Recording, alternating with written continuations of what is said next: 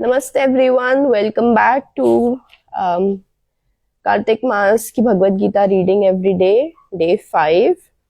Today we are going to start with chapter 2, shloka 51.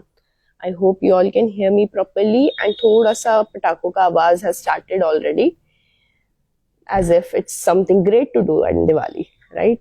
So let's start with the next shloka. Chapter 2, Shloka 51. कर्मजं बुद्धियुक्ता हि फलं त्यक्त्वा मनीषिणः जन्मबंध विनिर्मुक्ता पदम गच्छन्ति नामयम्. इस तरह भगवत भक्ति में लगे रहकर बड़े बड़े ऋषि मुनि अथवा भक्तगण अपने आप को इस भौतिक संसार के कर्म फलों से मुक्त कर लेते हैं. इस प्रकार वे जन्म मृत्यु के चक्र से छूट जाते हैं और भगवान के पास जाकर उस अवस्था को प्राप्त करते हैं जो समस्त दुखों के परे है. यदा ते मोहकलिलं बुद्धिर्व्यतितरिष्यति तदा गन्तासि निर्वेदं श्रोतव्यस्य श्रुतस्य च. जब तुम्हारी बुद्धि मोह रूपी सघन वन को पार कर जाएगी तो तुम सुने हुए तथा सुनने योग्य सबके प्रति अन्य मनस्क हो जाओगे.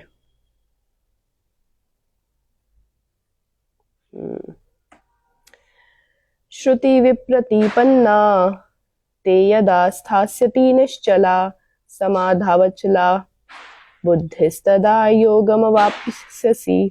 जब तुम्हारा मन वेदों की अलंकारमयी भाषा से विचलित न हो और वह आत्म साक्षात्कार की समाधि में स्थिर हो जाए तब तुम्हें दिव्य चेतना प्राप्त हो जाएगी.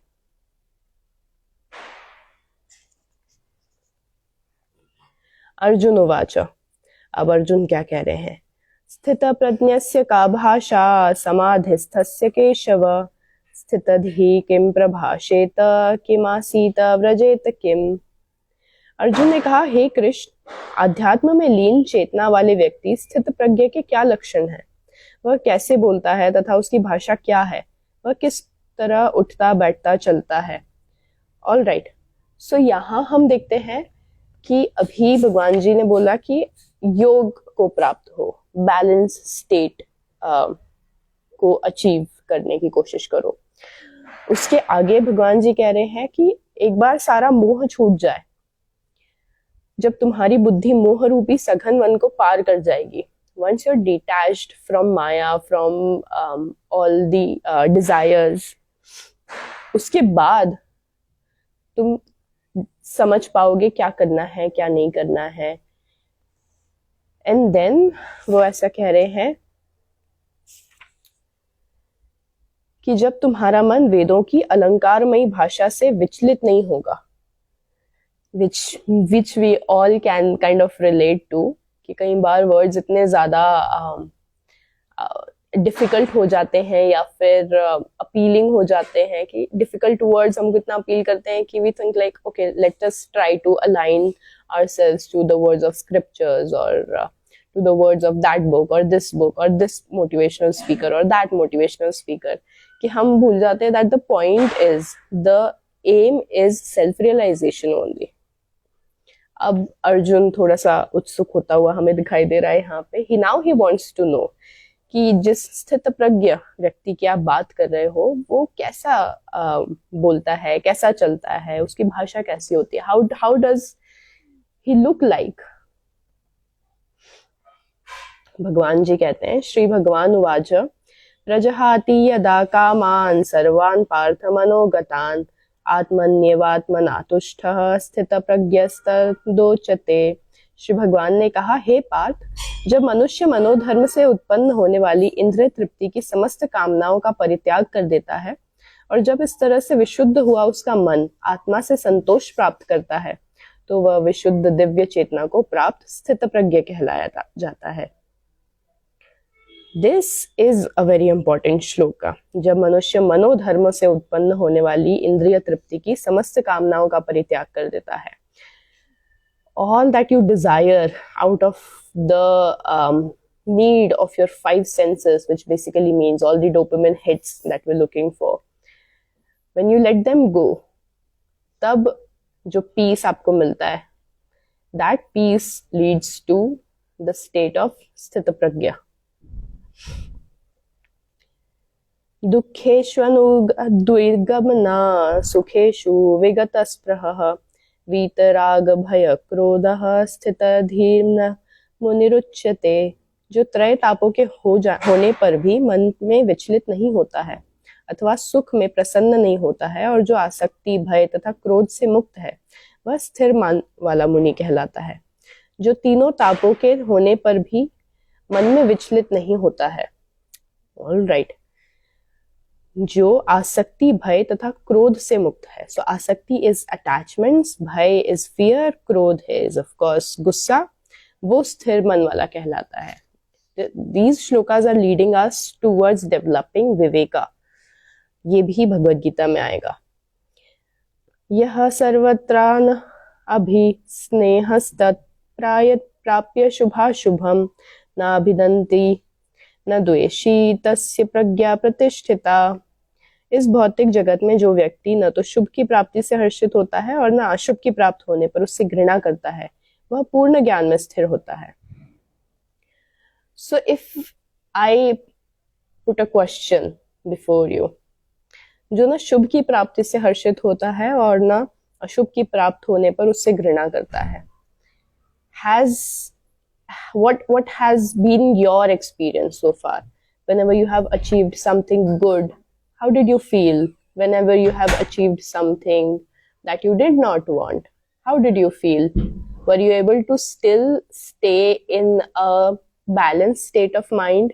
कुछ मिला है या कुछ खोया है, उसके बाद भी क्या वो balanced state of mind रह सका है आपका? That is what we're talking about right now. यदा संहर्ते चायं कुर्मोऽङ्गानि सर्वशः इंद्रियाणि इंद्रियार्थेभ्यस्तस्य प्रज्ञा प्रतिष्ठिता।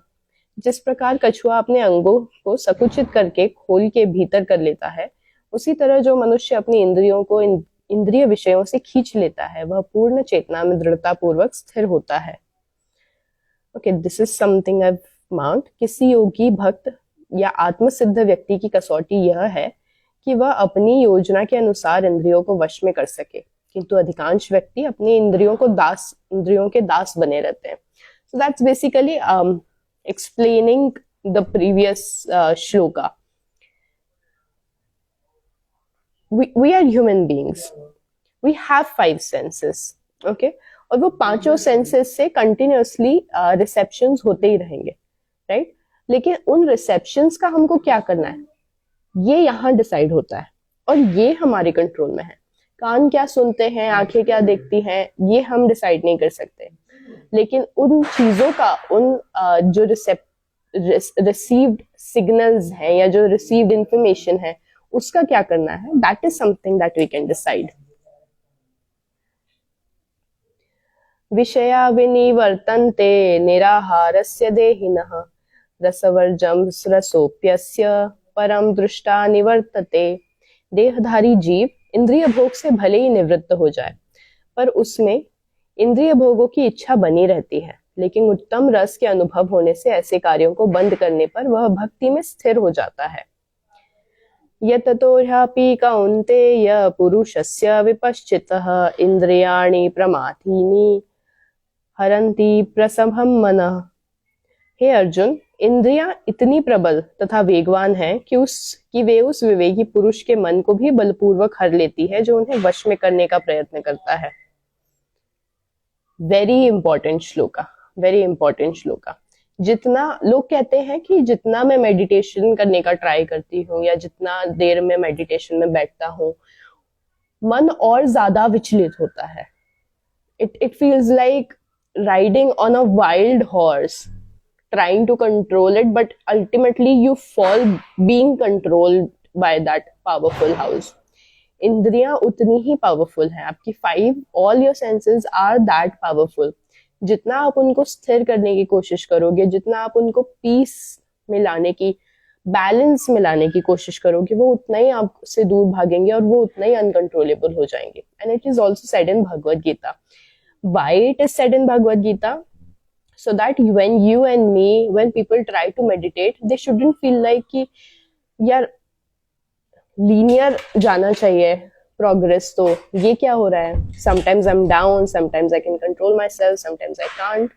तो भगवत गीता में इसीलिए चीजें लिखी हुई हैं already. It's normal, still keep doing it, keep meditating.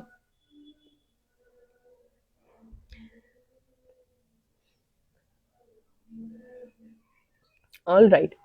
तानि सर्वाणि संयम्य युक्त आसीत मत्परः, वशे हि यस्येन्द्रियाणि तस्य प्रज्ञा प्रतिष्ठिता। जो इंद्रियों को पूर्णतया वश में रखते हुए इंद्रिय संयमन करता है और अपनी चेतना को मुझ में स्थिर कर देता है, वह मनुष्य स्थिर बुद्धि कहलाता है। ध्यायतो विषयान् पुंसः संगस्तेषु पुजायते, संगात् संजायते कामः, कामात् क्रोधो अभिजायते। इंद्रिय विषयों का चिंतन करते हुए मनुष्य की उनमें आसक्ति उत्पन्न हो जाती है,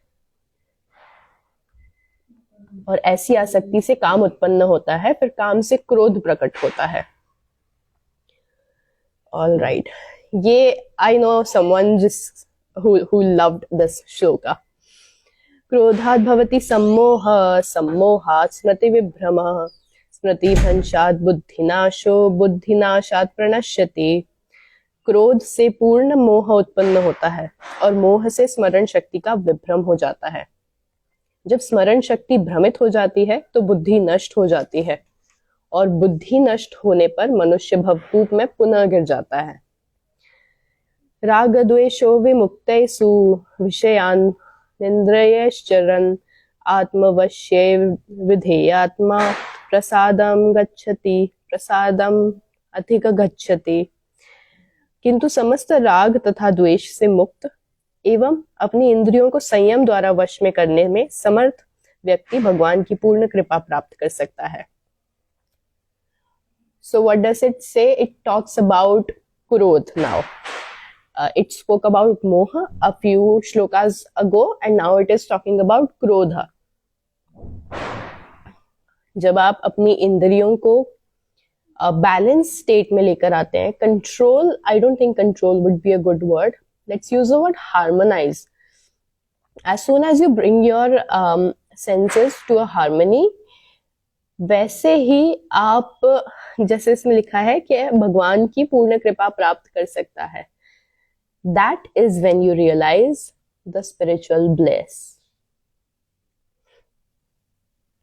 प्रसादे सर्व दुःखानां हानिरस्य उपजायते, प्रसन्न चेतसोर्याशु बुद्धि पर्यवतिष्ठते।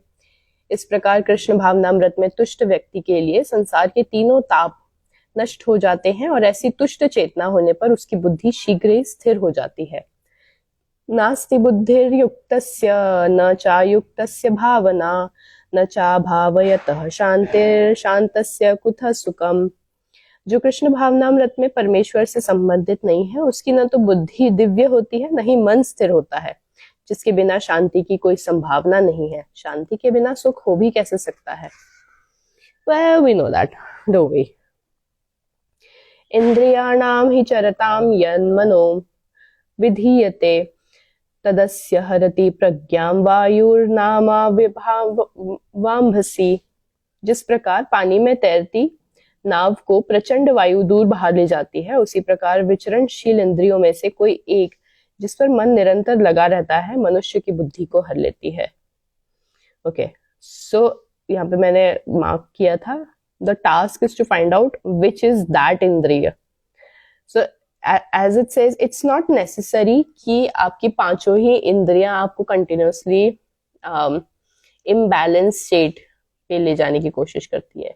Although it's true, but most of the time it is observed that only one sense will take you away from yourself. Either you continuously watching something that is taking you away from yourself, either you continuously listening to something that will take your peace of mind away, because whichever is your dominant indriya, that is something that you have to find out. This can be our task for today. Which is your which of the indriya is your dominant one that takes away your peace of mind?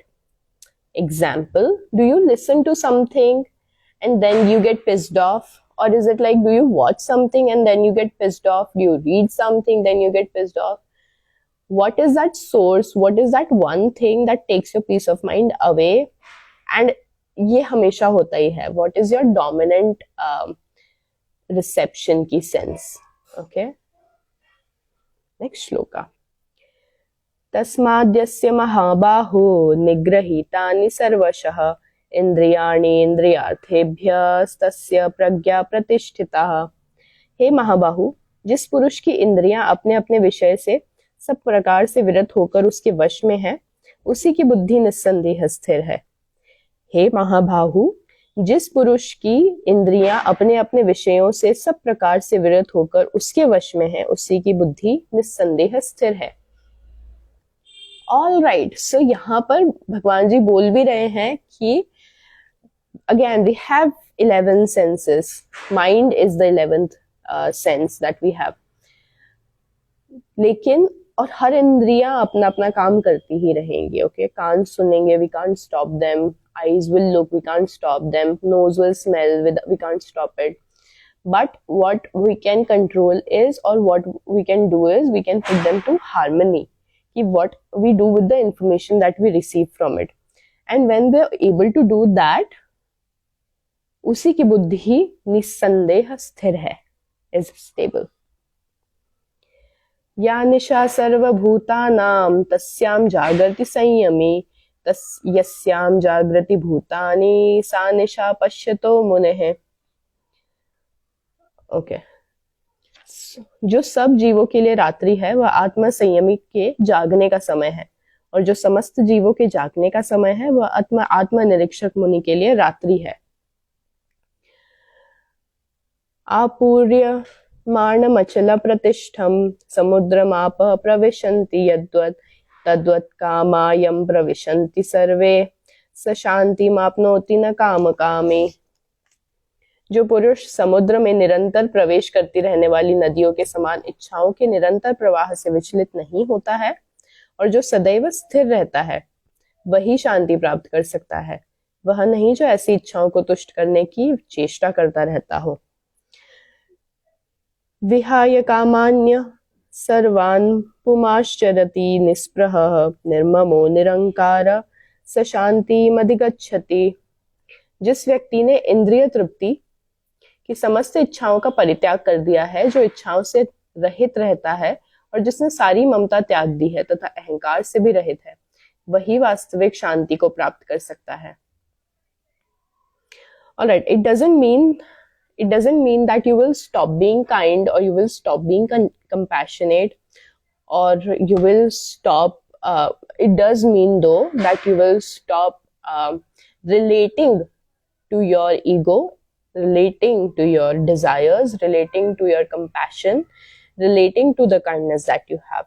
You have to stop relating to your emotions. That is the meaning of tyag of emotions over here.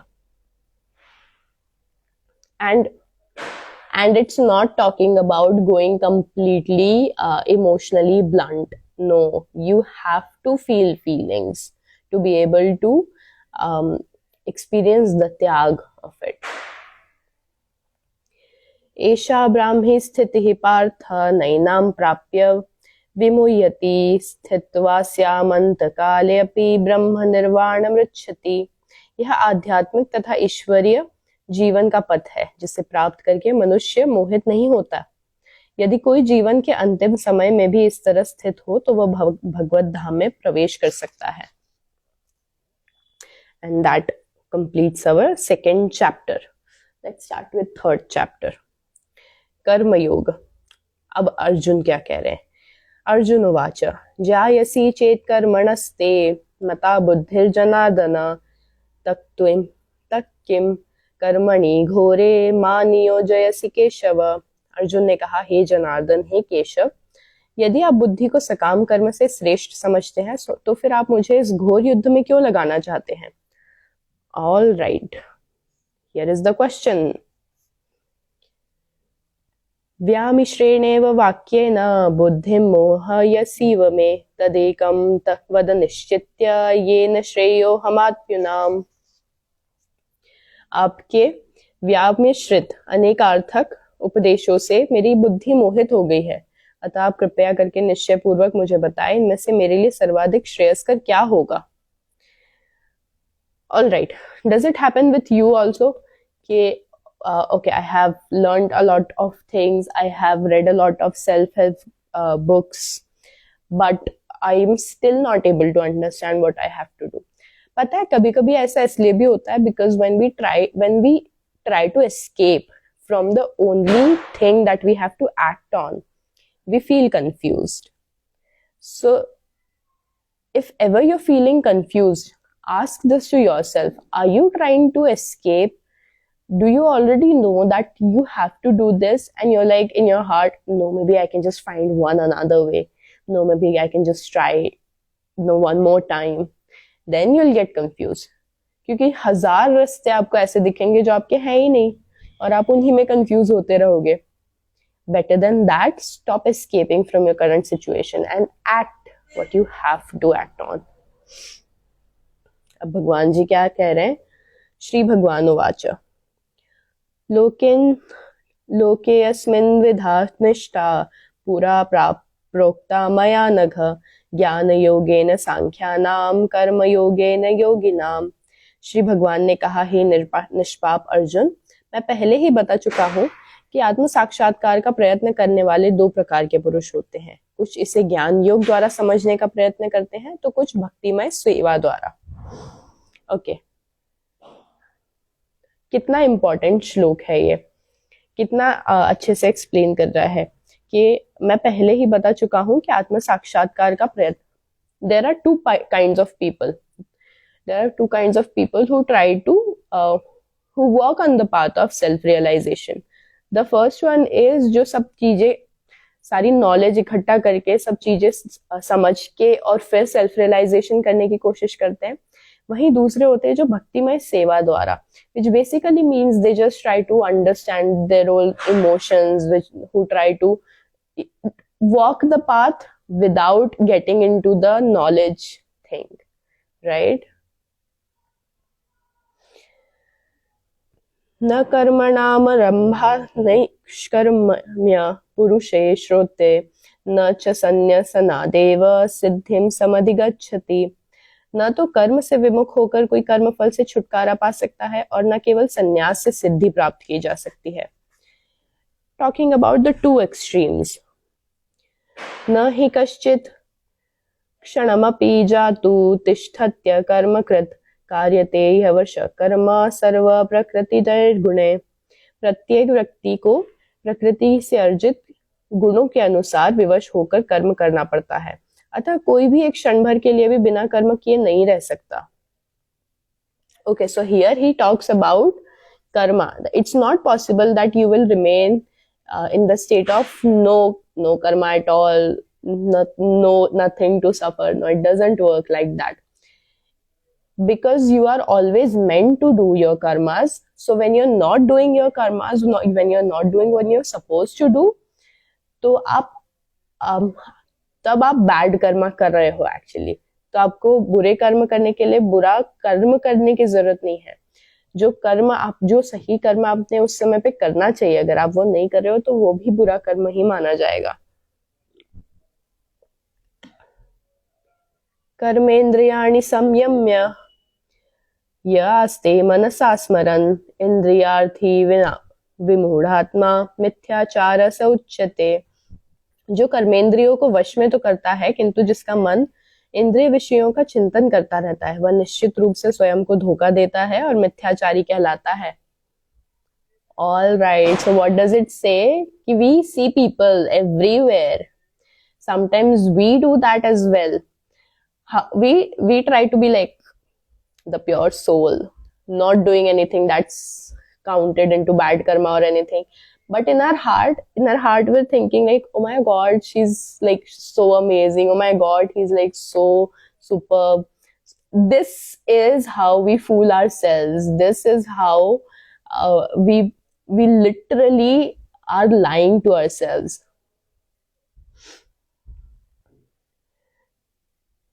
यत्सेन्द्रियाणि Mansa नियम्यारभरते Arjun कर्मेन्द्रिये कर्मयोगम सक्तः सविशिष्यते।